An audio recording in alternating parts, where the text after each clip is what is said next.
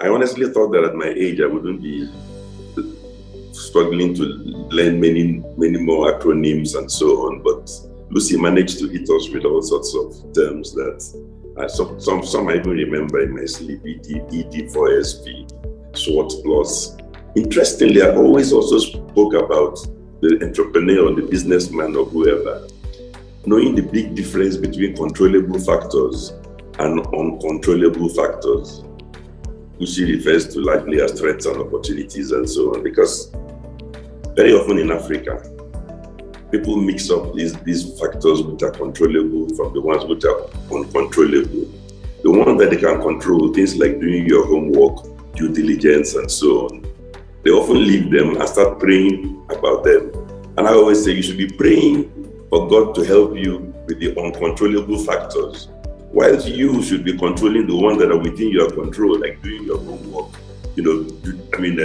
background checks, all those sorts of things. So I was glad that she's pulled it all together in her own way.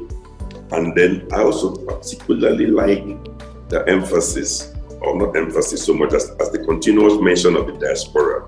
Because there's a popular misconception. I think there are two kinds of Africans in diaspora. There are the kind who have left Africa and really don't want to belong to Africa. And there's the other type, which I'm very familiar with. They're out there in Europe or America, but guess what? Their hearts and minds are in Africa. And they're the ones who sort of pester some of us every day who are in Africa, challenging us to do this and do the other. And some of my colleagues tell them, well, if you believe so much in Africa, why are you out there? And I always say, no. The world is now one big global village and you can contribute from wherever you are. I would like to especially commend Lucy and to let her know that I think this is a great effort on her part. And I have no doubt whatsoever that it will provoke thought in many places. And I also join in trying to commend this book. I will also commend this book to various people that I think can benefit, if not from the whole book, but from sections of the book.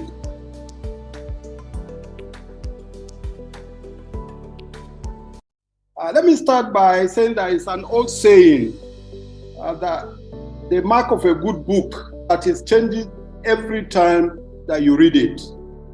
That is, every time you read it, it is like the first time because you want to go back and learn something new. So the African Leaders Tete, navigating entity design and prioritization for systemic outcomes, provides the reader a good lens to understand strategy at different levels and in a very broad and wide context. In a remarkable way, the author outlines conceptual framework that is powered by the tools that she herself discovered. That is the ED4SP, an acronym that enables entity design for sustainable performance.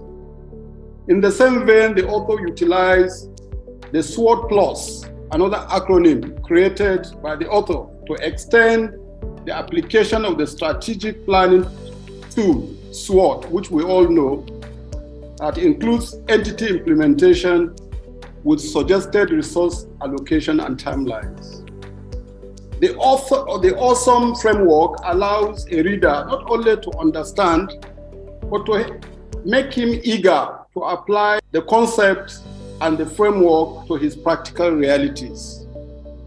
This well-documented book, written by our own sister, a very articulate, hardworking sister for that matter, Dr. Newman, is a must-read for anyone who is curious about how to make sense of strategy at all levels.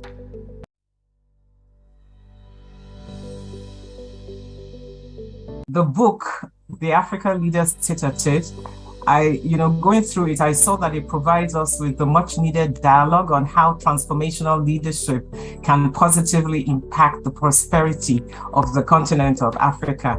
And also I was intrigued by the referenced Agenda 2063, the Africa we want, that's using a 50-year vision as a roadmap.